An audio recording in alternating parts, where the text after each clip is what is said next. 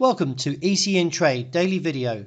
Before we begin, it should be noted that any advice is of a general nature only and that your personal circumstances have not been taken into consideration. Hello everyone, my name is Rob Clayton and thank you very much for joining me. Overnight, and so far, the Australian dollar has crushed support after support and is now down to the lows last seen around a decade ago. Taking the lead yesterday after the Fed cut its interest rates, the Australian dollar has struggled to regain any momentum since the peak at 78.80 back here 11 straight days ago.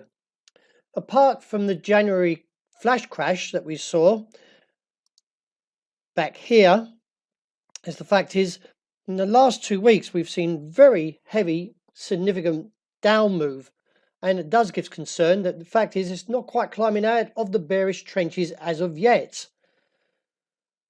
The risk is, though, we still could be looking towards the region of 67.5, but lower, maybe down to 66 cents.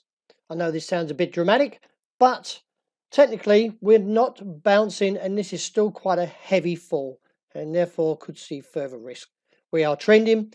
The RSI is oversold but attempting to regain here, but the MACD is remaining negative with any advance now looking to about 68.55, 65 as a cap. Interesting to see that the euro has regained momentum and staging a significant bounce in front of the level of 110.0520 and now posting a bullish hammer. Into tonight, we do have the non-farm payrolls report. This could also help the current picture if we get a weaker non-farm payroll number. This would actually see the dollar weaken off and the euro rally further and look towards 110.95 to 111.15 or up towards 111.70.80 around this region, which was rejected after Mario Draghi gave some hint that there could be a cut in Euroland in September. The dollar yen staged a significant down move overnight, and as you can see from the rejection of 109, which as well as looking to get short, is the fact is the market plummeted and posted this huge engulfing candle and challenges the level to the downside and taking it out at 107.15. It is assessed support comes in at 106.80 to 107 figure, and a break beneath there will give further concerns to a possible target around 105.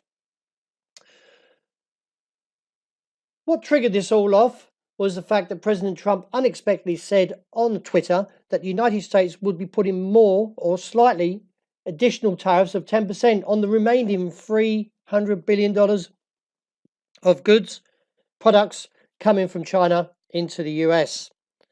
That on top of the $250 billion worth of goods that got hit with 25% tariff. China said has not been able to meet up with the deal after failing to buy US agricultural products. But Trump said later he might raise all Chinese goods beyond 25% if no trade negotiations with Beijing are confirmed. He said, I expect a little bit more than what's being said at the moment. So therefore, he's come out and said this and the market has plummeted. The pound pretty much unchanged after widely expected that the Bank of England kept its interest rate unchanged at 0.75%, but did cut its growth forecast by the concerns of Brexit. With the new Prime Minister, Boris Johnson committed to take Britain out of the EU on October the 31st, regardless of whether he can secure a transaction deal or risk of coming out to a disorderly no-deal Brexit. From a technical point, there is still risk to the fact is we could see a move to the downside. Now, a break of 120.50. This may sound dramatic, but I'm looking at 116 to 119. Resistance at this stage is seeing where this trend line comes down at 123.50.90.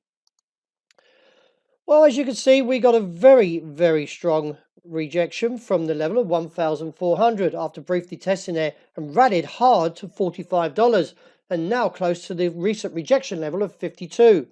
It is assessed to break above the level of 1,455. Could be the key and the ticket to 1,500.